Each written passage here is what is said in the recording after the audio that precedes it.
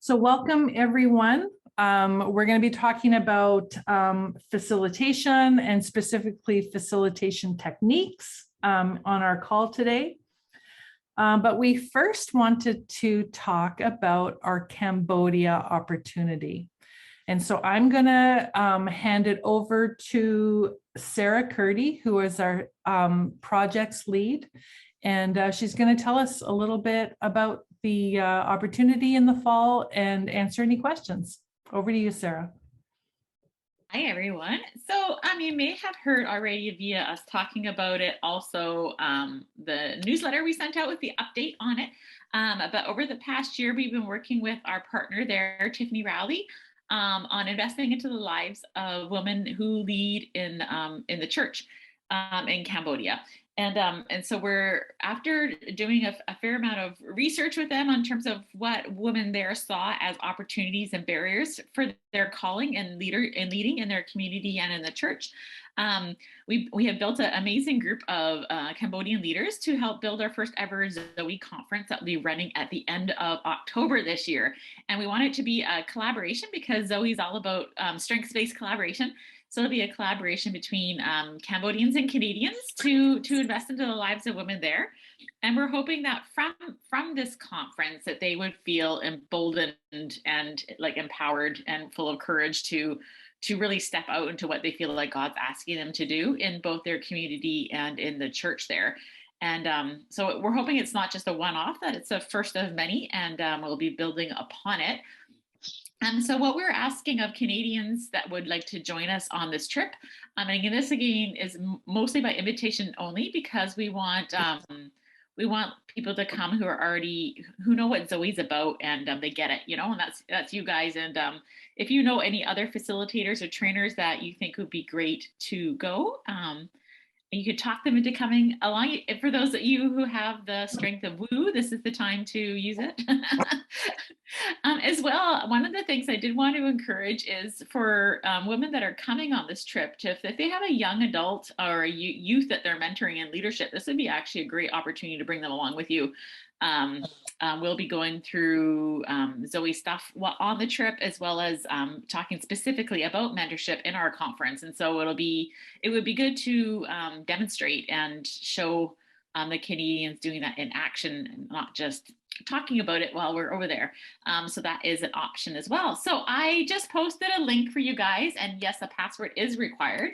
And this is the webpage that describes the trip. Has my contact information and also a link to our application form. Let me just type it in here.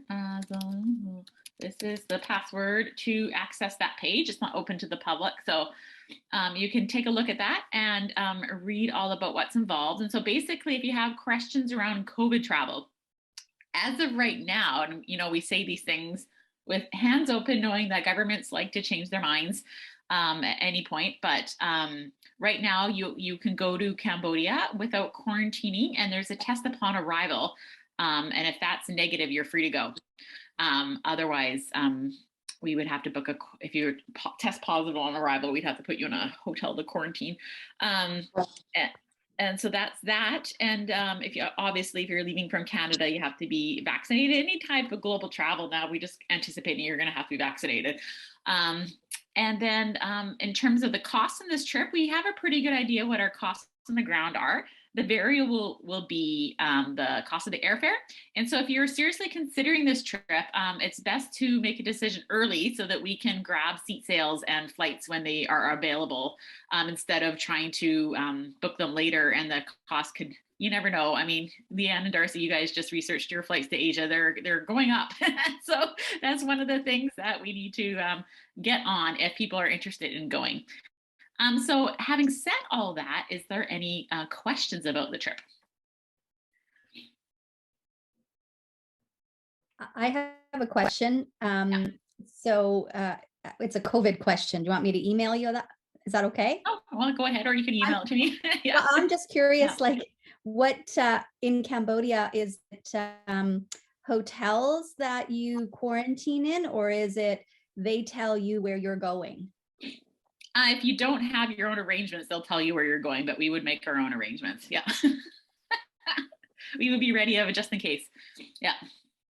That's a great question. And crazy question. Hey, we couldn't have imagined asking these questions 3 years ago. Yeah. Now you mentioned, Sarah, women, and I'm just seeing 2 men on the call. Yes. Like if these guys wanted to go, like actually, Darcy, you will be there. Yeah, because we're going to be traveling together throughout Asia that month. Is there anything for these guys to do? I'd say yes. When I was originally thinking about it, we were thinking like of a team of ladies that are in leadership, but they're like, as we all know, conversations need to happen with men as well, and in regards to this area. And so I think it actually would be really interesting if we had men on the trip to have a breakout session, because the women there need to hear men who advocate for them and to hear them championing them and talking about it also. So that would be an opportunity for sure. Sign me up. But if we could also do outside the conference, we could do a evening session for men in leadership in the church and have you guys speak to them about this area, because as we know, the conversation needs to keep going. Yeah, it's good. Wow. Jim. And I thought I was just coming along to bring coffee. Supply us. Well, that's still on your job description. We have Food Panda for that. Food Panda can bring us coffee. Okay. That's awesome. In the meantime, on that website, but here I'll type it into, if you guys have any questions, or actually here, I'll just put my phone number. If you want to chat with me about it, just give me a call or text me and we'll set up a time. That's great. And then just a little side note on top of that, we are also have a spring campaign ongoing right now to partner with Rachel in providing dignity kits or to reusable menstrual kits to a network of underground girls schools in Afghanistan. And so we're hoping to help her get 1,000 dignity kits in this summer. And so if you have any small groups or women's ministries or church events that you're looking for a project to highlight and engage, this would be a great one. And I will put a link on the side here as well from our website of all the information about that, as well as a video from Rachel explaining what the dignity kits are and what the great need is in Afghanistan to champion girls there. That's amazing. So good. Sarah, how many teams have you led over the years? I don't know, lot over 30. Yeah. Yeah. And I say that to let you know that we're in good hands. Like, because some of us have, never done something like this before, but to go with someone who, and Tiffany Rowley will be receiving us. So it's almost like, having family to land with. And, if so, just to say that you're with good people. We have your hotel all picked out. Paulette's been there. She'll tell you, it's a really great hotel. Yeah, it is. It is. And it's not too far from the Student Ministry Center where the conference will be held. And the food there is incredible. And so you'll have a good time. Yeah, and I know a coffee shop, which is great. Paulette, we see that hand. I would like to know Jesus. Just kidding. So just question, will you be taking care of visas, all that stuff again as well? Like, I know you mentioned flights, but those types of things as well. Yeah, flights will be trickier because people will be flying from various places. And so most people from Canada will try to get them on the same flight from Vancouver over. But for you flying from Boston, that will be a different routing. But yes, I will handle all the visa applications and all that stuff. So if I want to book my own flight, can I just do that? Yes. Or whatever. I have that on the application form if you want to. There's a box to check off if you want to make your own flight arrangements and so on. Yeah. Okay. All right. Thank you. So good. Yeah. But you're doing visas. I don't have to worry about that. Yeah, I'll handle all the other details. Okay. It's awesome. So good. Well, thank you, Sarah. And I love this. I love that we're going to be traveling again because, there's something powerful that happens especially when we cross cultures and when we do this as a group and Holy Spirit just shows up. It seems to just really cement relationships. Absolutely. I'm just worried that there's going to be too many. Are you? Yeah, 'cause What it's- what I've said is I've been meeting facilitators. I've been meeting facilitators in BC, in Winnipeg a couple weeks ago. And what I'm saying to them is, don't just say no, because there's this automatic thing in us that goes, no, that I could never do that. Don't just say no. You're allowed to say no, but like, don't say an automatic no, and really pray about it. So that's good. Okay, so now we're going to switch gears again, and I'm going to hand it over to Corina, who is going to really help us with some facilitator fundamentals. And I need you to know that, like, she does this kind of stuff for her work. Like, she's like really good at what she does. yeah. We can't afford her. We can't afford her, but because she's a trainer, she works with us on that. So we're just grateful that your expertise, Corina, that you're going to bring as you talk about some facilitation. So get your notebooks and pens ready. Here we go. You're going to share screen, Leanne, or? Yep, here we go. Perfect. Thank you. Oh. I'll find it. No worries. I'll No find problem. it. Well, let me say just that, the role of a facilitator. So here we all are, we're facilitators. But sometimes it's just really valuable to sit back and go, well, what does that actually mean? And what is my responsibility? And I think it's interesting when you look at definitions and those kinds of things, because a facilitator's role is really to support everyone in the room to do their best thinking. So that's the way to think about this, right? How can I help them do their best thinking so they can grow? And so it's encouraging full participation. It's making safe spaces for them so that there's no stupid questions. It's all of those kinds of things, right? So we're going to talk a bit about it. And a couple of key ideas is this point that it's to enable, it's to make it easy for them. And so our role while we're there is to help them in their learning and make it a little bit easier. We support them. We support everyone equally. And that's tricky because some people are a little more natural to our style, or we click with them. And so we just have to be cognizant of that whole group. And as facilitators, we want to partner with everyone in the group. So that's another way to think about it. I love the term thought partner, right? You're their thought partner in helping them get through that piece. And a facilitator is usually someone who is knowledgeable in interpersonal skills, particularly the skills of communication, collaboration, problem solving, consensus building, those kinds of ideas. And so what we're going to do today is talk about how do we build those skills. First place to start is, some fundamentals around what a facilitator is versus what a facilitator isn't. And we're not going to be perfect at all of these things, right? It takes years of practice, and that's what today is about, right? It's about starting to practice in a more intentional way. We often fall into the roles of facilitators, and so let's spend some time being intentional. A facilitator is a servant. We're an enabler. We are the one who encourages full participation. We promote understanding. We foster that safe environment. We build confidence. We manage the process, right? We know the guide, we know what's going to come next. We connect the ideas and the thoughts. And that's a really important piece of the facilitator, to see all those connections and bring them together. We're the asker of questions. But what aren't we? Well, we're not a teacher and we're not an instructor. We're not the problem solver. We're going to leave that to the Holy Spirit.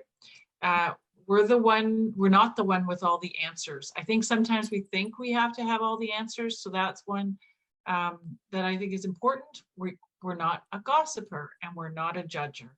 So we just want to really highlight some of those pieces and talk about some of the special powers of a facilitator. So special powers, well, we make it safe for people to ask those stupid questions without feeling stupid. I love that idea, right?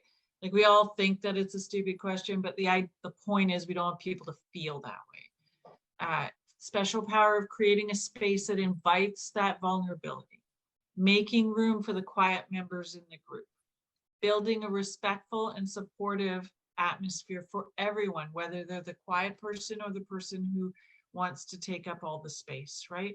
Or the people in the middle.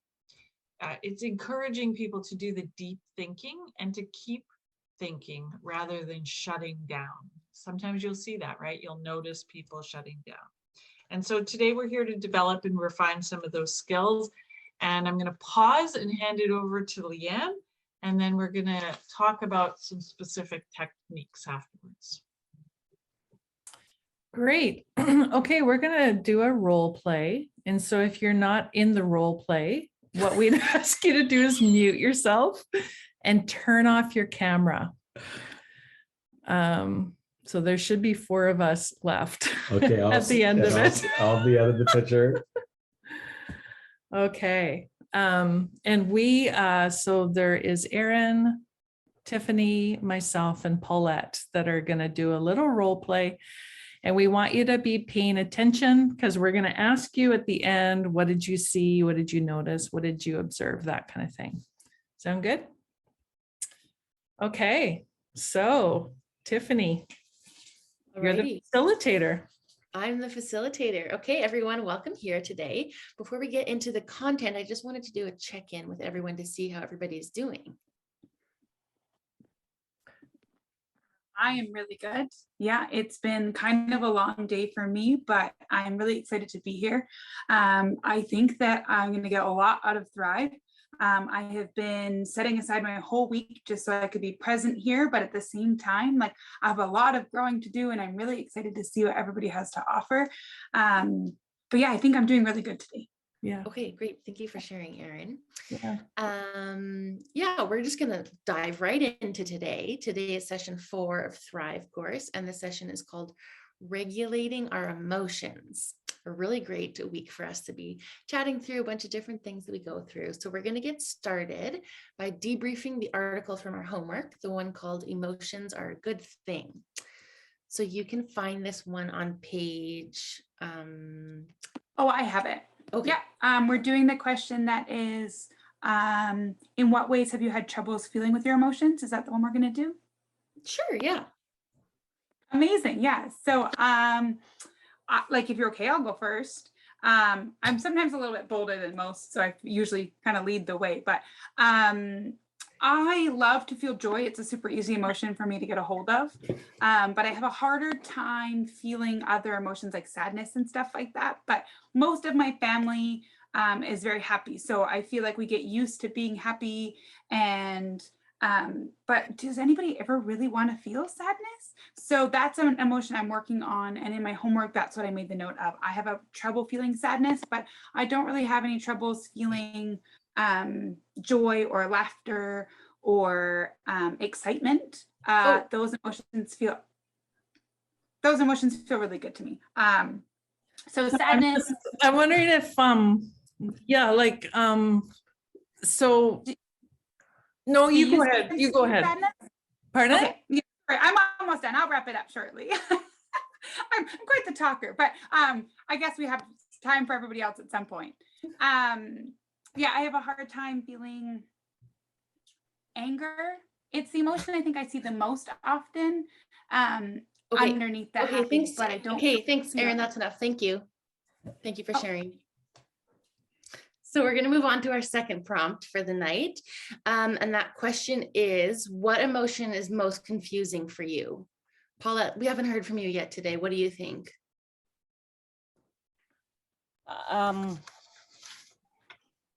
I didn't do my homework because, you know, I got home from work and then I had to, my dog was having some issues. So I had to take the dog out and so, you know, and then the kids, there was just so much stuff. And I didn't do it. I'm sorry. Yeah, I know like things happen in life, Paulette, but it's really important that you show up prepared to be able to discuss these things with everybody else because our learning is dependent on everyone sharing. So next time, can you just come prepared? Anyone else? Leanne, do you want to answer that question? Yeah. So I think for me, anger is most confusing because I feel it quite a bit, but I don't know, on the videos, they were talking about how anger sort of like covers other emotions and that kind of thing. So I think that that one shows up, but I know that there's something underneath, but sometimes I can't get to what it is, because sometimes I can feel hurt, but then it is anger, right? So I think that's what's most confusing for me. Oh, okay. So we're gonna go on to prompt 3, which the question is, reflecting on your life, how have the most difficult feelings enriched your life?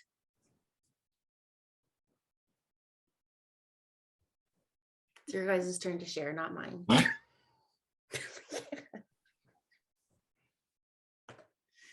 Anyone?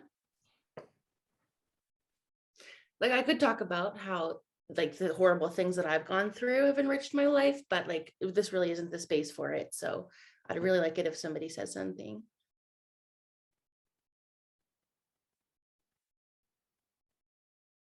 Okay, then I guess we'll just move on to the next video.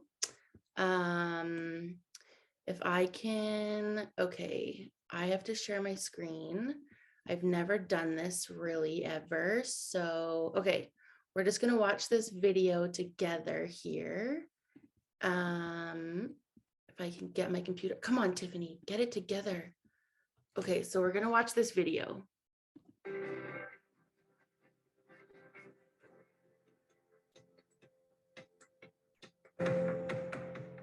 In the identity course, we learned that we are fearfully and wonderfully made.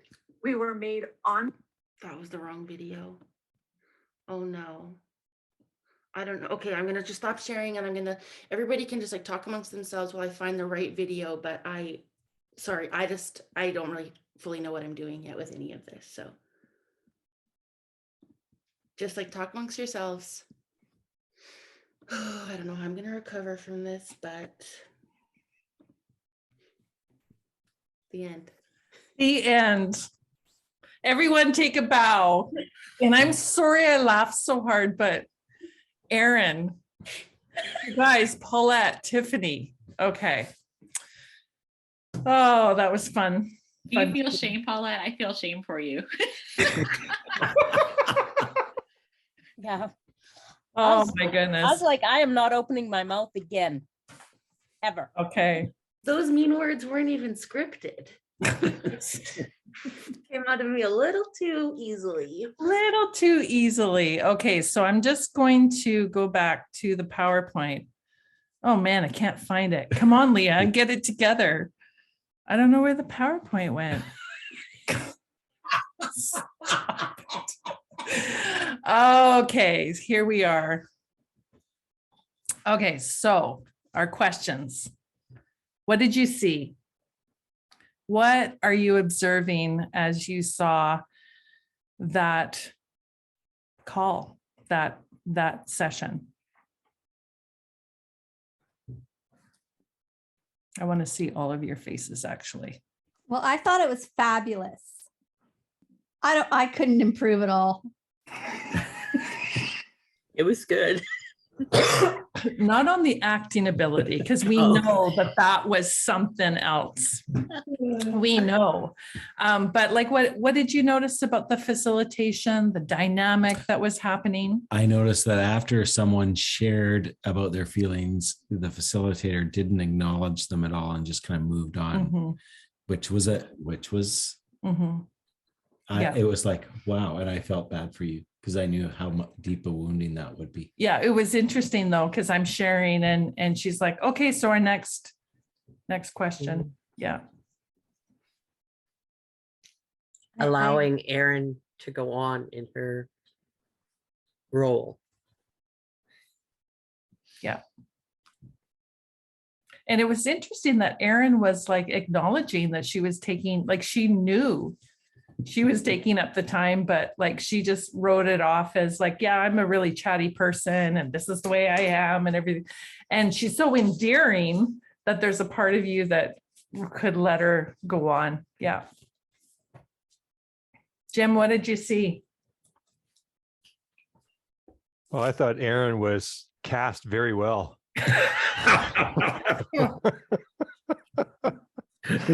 knowing Erin as I do, she was cast perfectly. So yeah, I think what I was observing was a facilitator that was not unconfident or not confident in their role, and certainly not prepared as well, and that perhaps shone through in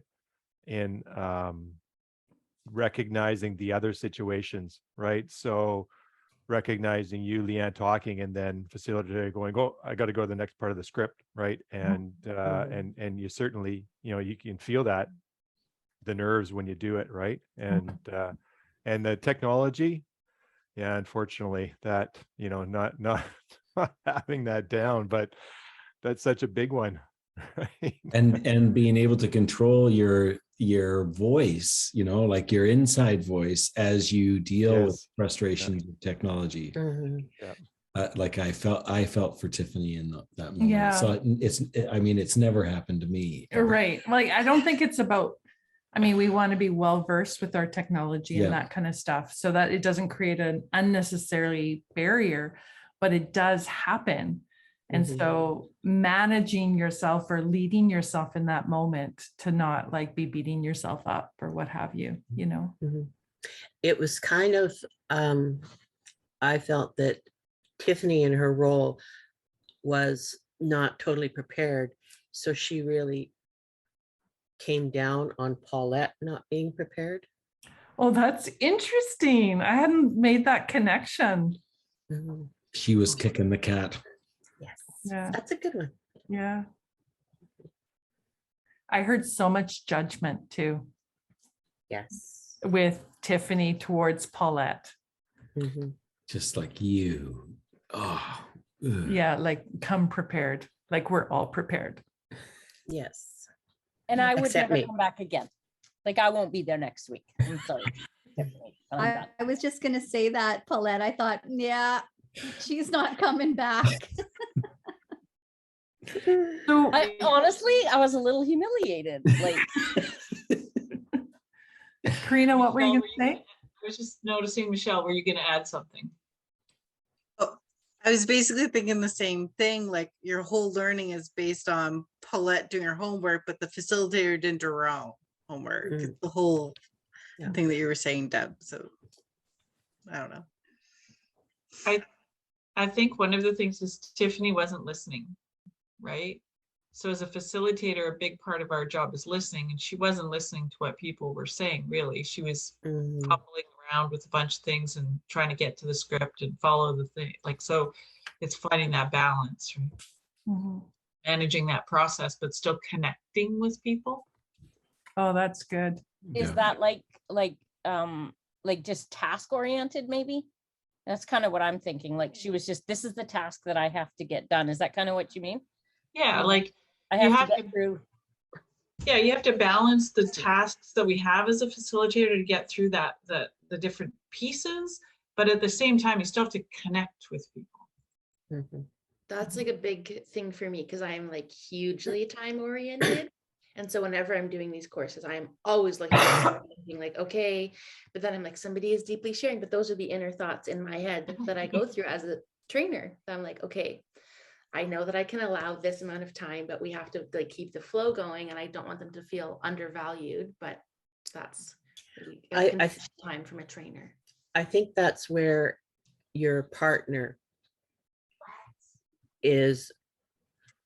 works really well, because what you aren't doing well, your partner steps in and picks up the ball and carries it until you can find your screen.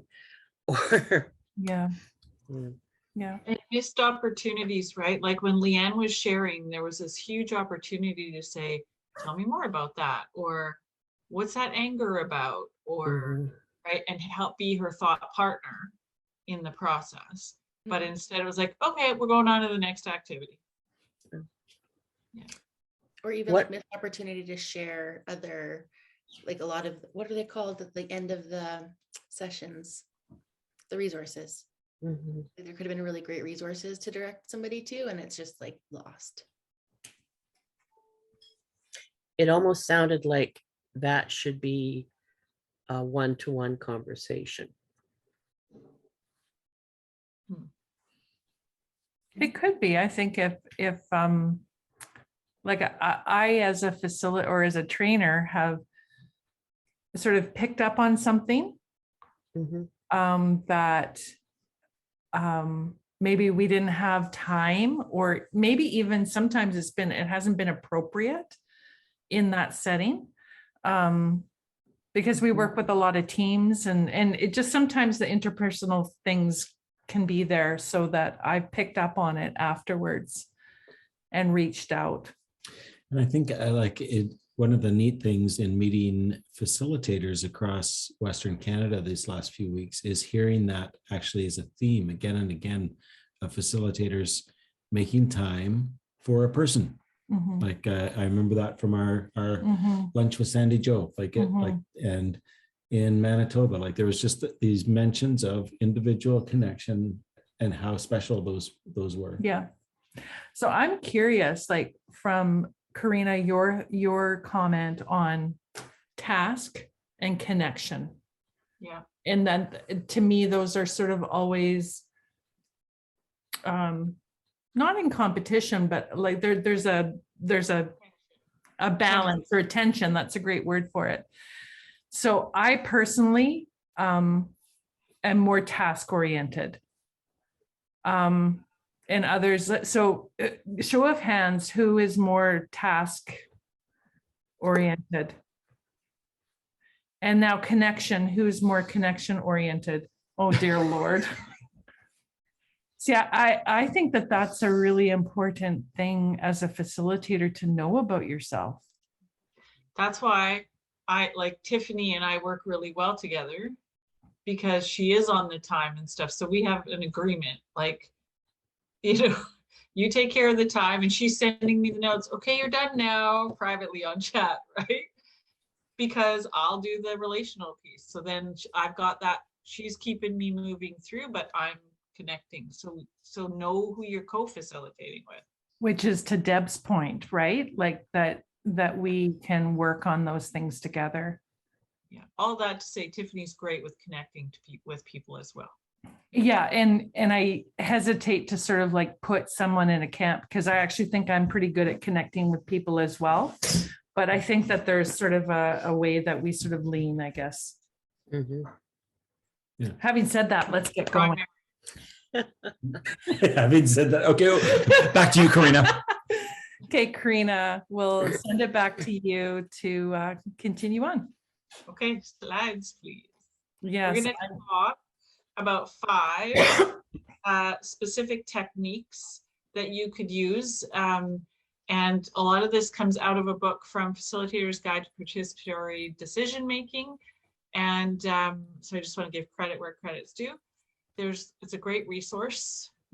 So the 5, drawing people out, making space for quiet people. So what do we do about those people? A technique called linking, one called mirroring, and we've all heard of empathizing, but we'll talk a little bit about those.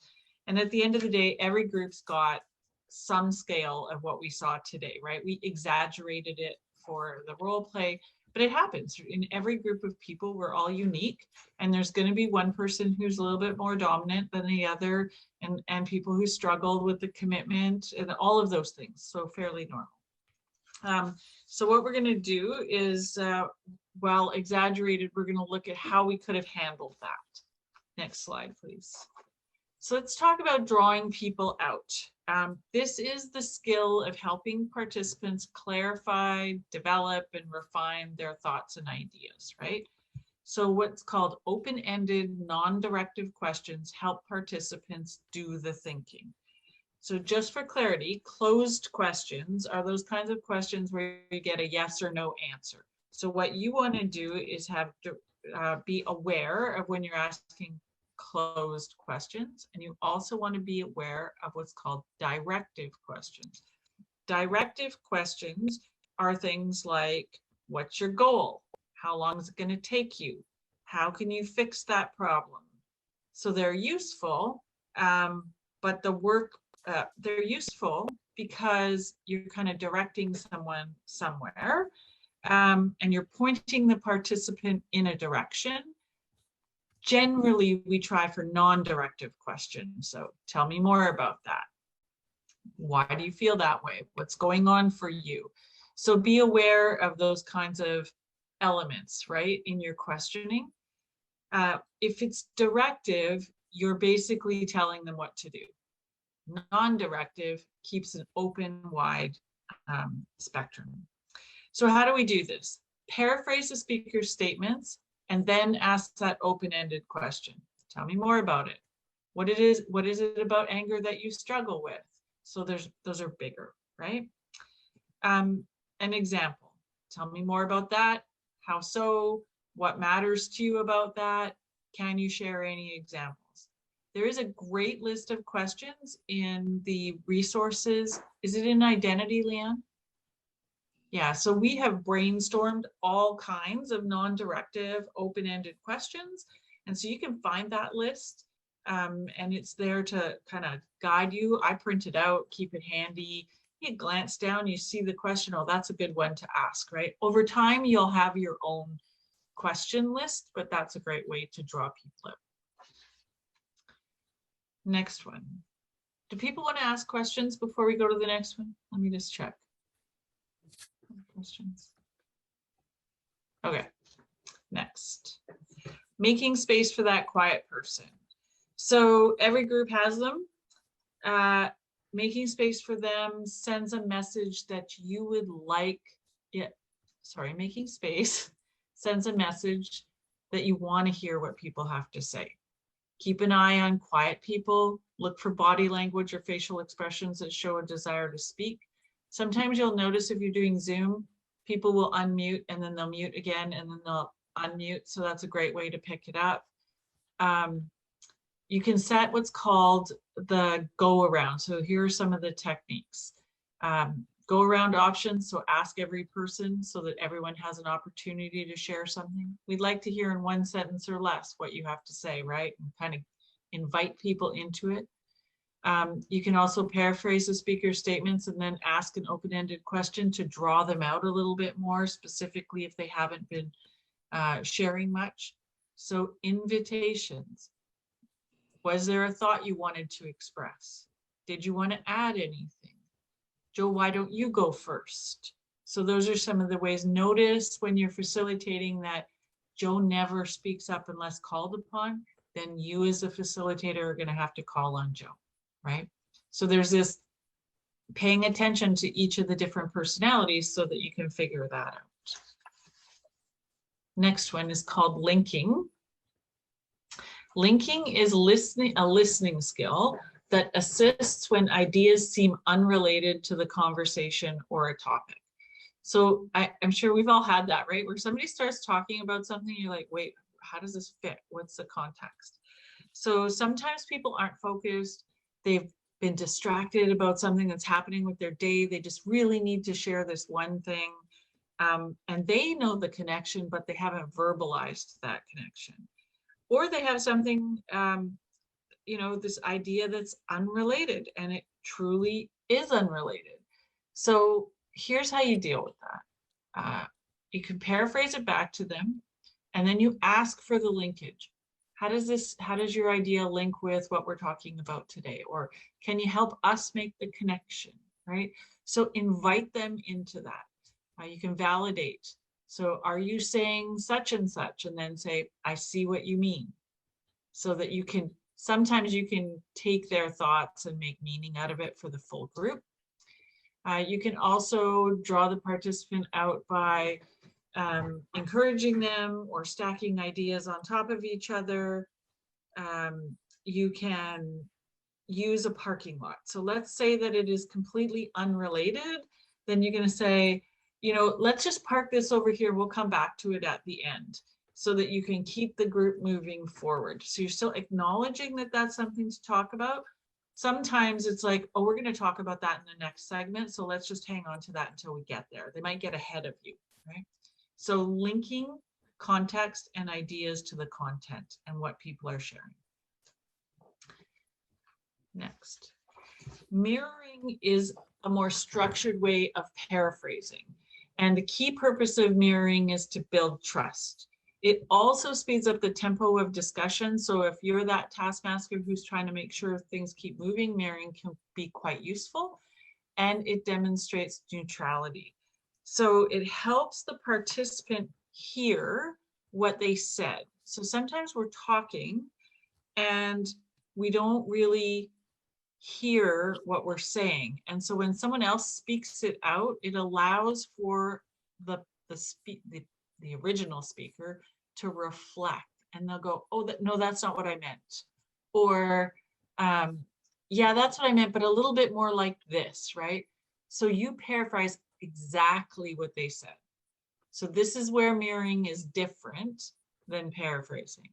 It's not just taking their idea and you have to use every word, mirror every word that they said. And then they'll come back and say, no, that's not what I meant, or that kind of thing. But it also has this opportunity to create trust because people know that you were truly listening to them, right? So that's one of the elements of it, and you're drawing them out. You really do need to keep your tone warm and accepting. One of the risks of mirroring is that you can hear like judgment in the statement, or people could read judgment into the mirroring, those sorts of things. So you want to be cautious about tone and keep it really warm and engaging along the way. And the last one is empathizing. So often defined as the ability to understand and share the feelings of another. Empathizing and validating serves to identify and legitimize feelings, and it benefits the entire group, right? Because there's a safe space. So empathizing definitely comes in to creating that same safe space. So how do you do it? Name what they may be feeling. I imagine that was quite upsetting. Mention the factors that led up to it. After all the effort you made, it must have been disappointing. Speculate. I can see how this news could hurt. Has it brought up any feelings yet? So you can see all the questions in here, right? Acknowledge. I imagine that's hard to share. One of the things that's really, really important here is if the participant says, that wasn't my experience, that's perfectly okay. Encourage them to correct your perception. So say something like, great, tell me more about that then. Help me understand where you were going, right? So you want to make sure that you acknowledge it and then get them to express their perception of it. So we can misread things, and that's okay. So at the end of it, if they say, well, no, that wasn't my experience at all, then you say, oh, well, tell us more about what your experience was. So keep engaged and interested. So those are 5 of the techniques that are used in facilitation.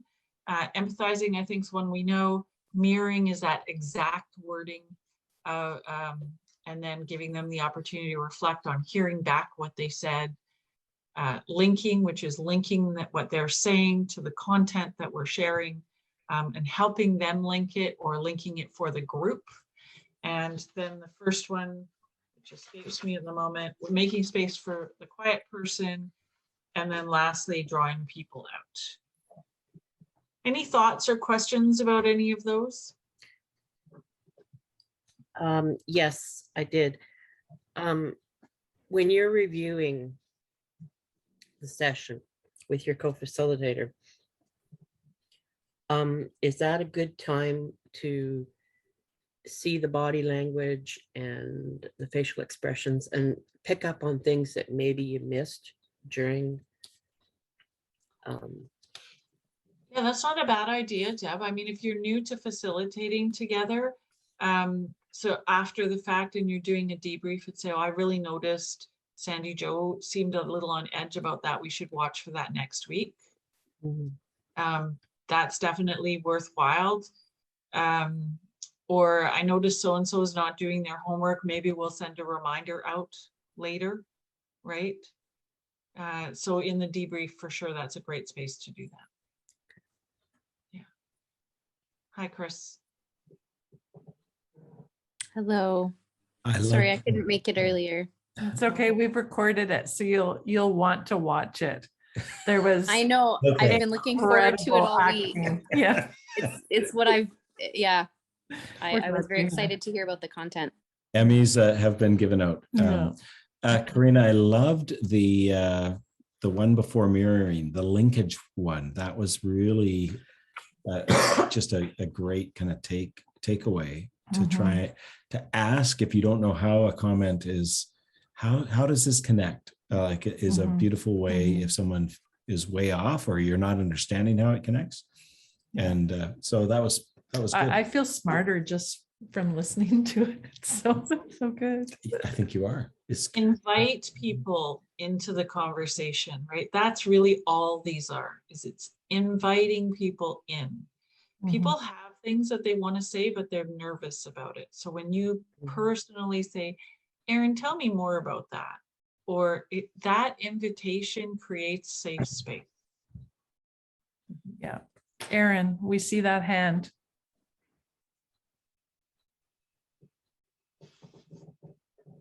After my great skills, I want to make sure I'm respectful of time, you know.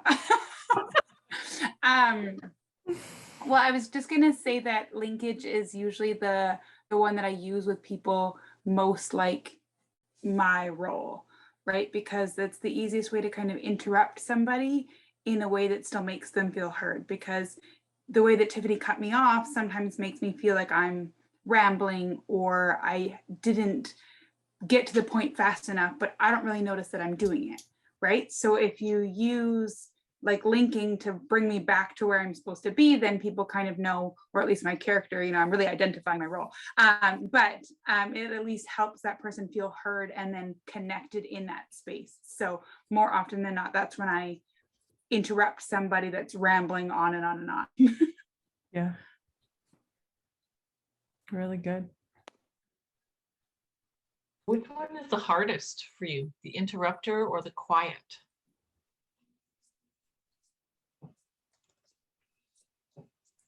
I think the quiet, because it's just hard to, because you want to fight for them to get in, and you don't know because you haven't, sometimes on Zoom you haven't met them, you don't know why they're being quiet.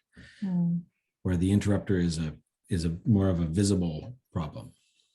So if you have a lot of quiets or one strong interrupter, one of the best things to do is do round table or round the screen, right?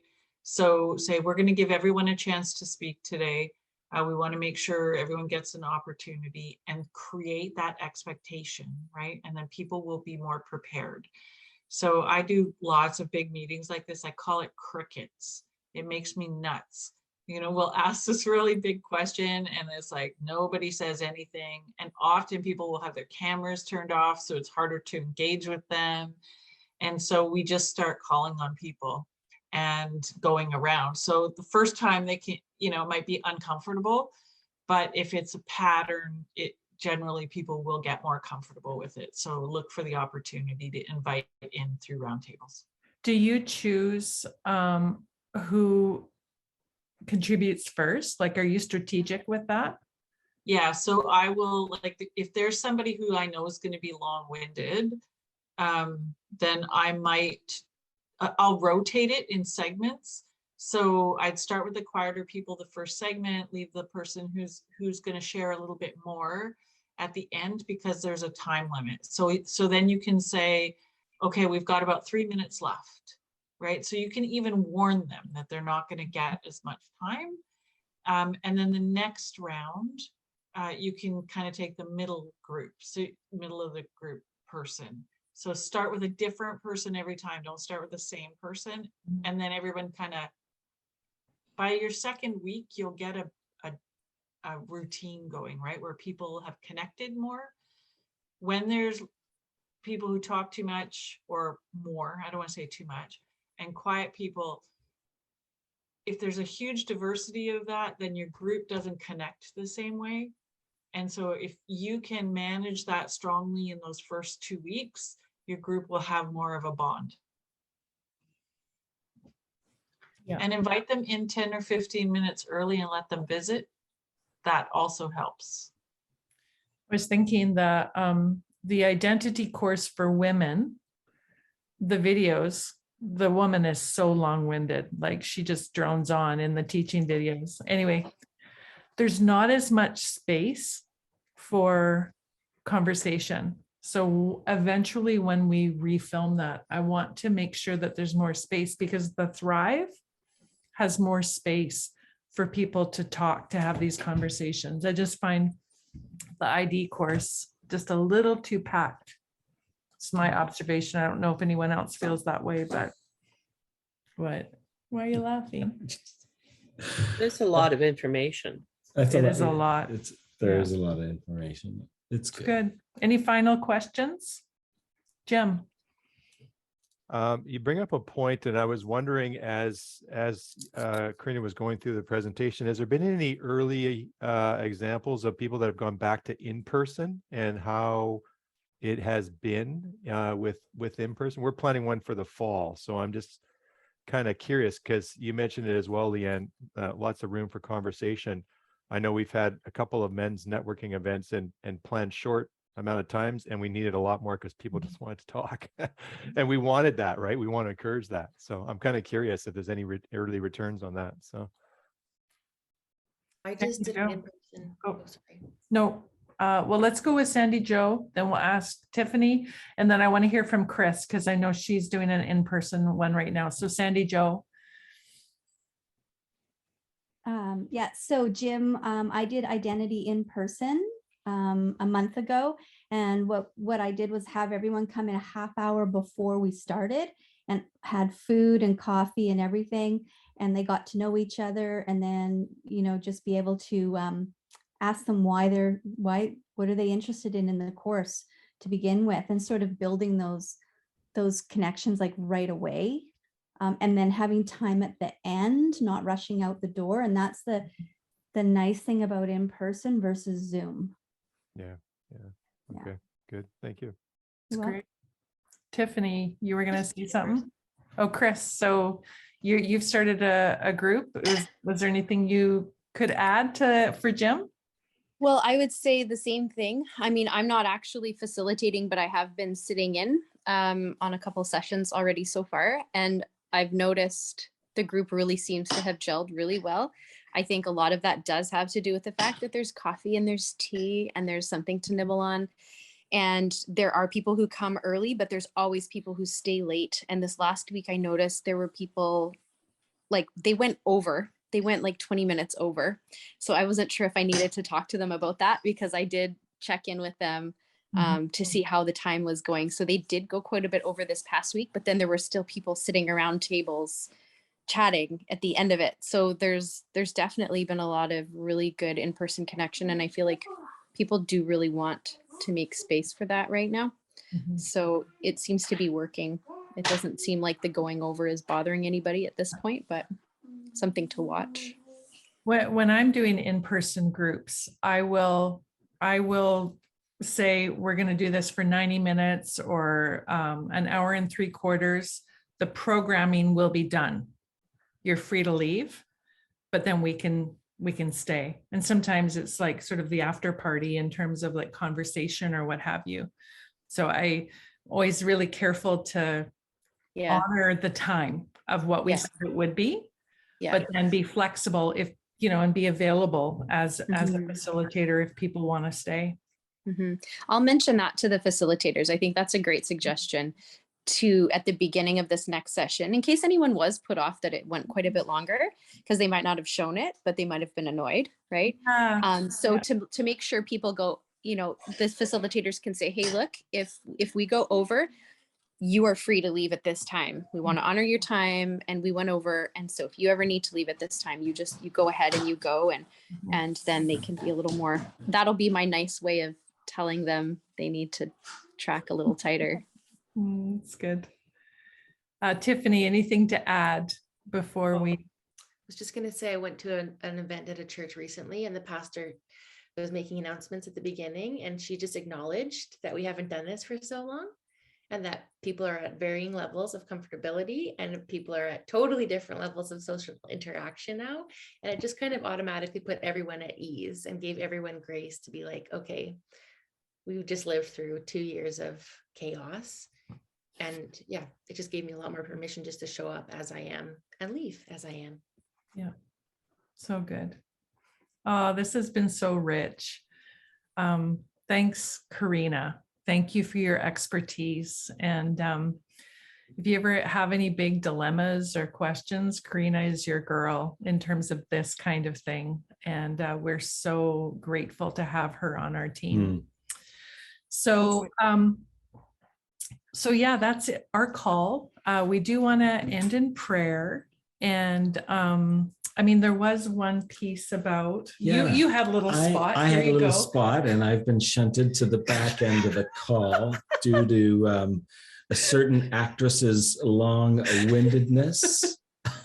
There she goes. There she goes. No, so very quickly, and Sarah mentioned this off the top. If you are doing an event and don't know what to support or a cause to raise money for, talk to Sarah or Leanne or myself, and we actually are happy to work with you to find a global worker partner or something that would really connect with your women, even if it's not a Zoe thing. Yeah, like, because we have experience in that, so happy to do that. In the last couple of weekends, I've noticed conferences. Yeah, conferences. Like I know Michelle was at one. Yeah, I'm just noticing these kind of pop up, and I'm like, okay. So and usually conferences will say, hey, we want to highlight something, give towards something. We can help connect you with that. Yeah. So good. Awesome. Sarah Curdy, would you mind praying for these wonderful facilitators before we head off the call? Lord God, we know that you love it when we obey your invitation to participate with you in discipling others. And Lord God, I thank you for all these facilitators as they give their time and their energy and their passion to walking people, men and women, through these courses, to see them grow deeper in their calling and in their understanding of who they are and what you ask them to be. And Lord God, I just pray that you would continue to give them an abundance, empathy and compassion and wisdom and grace for all the different people. I mean, we saw you, Jesus, do that so well with all the different people that you encountered, how you met each one of them just the way they needed. So I just pray that each of the facilitators would be led by your Spirit, so that they will feel your prompting when to lean in and when to lean out, and to manage the flow of people and information so well, Lord God. We just thank you for them. And we know many lives are impacted because of their love for you. We pray this in amen. Amen. Amen.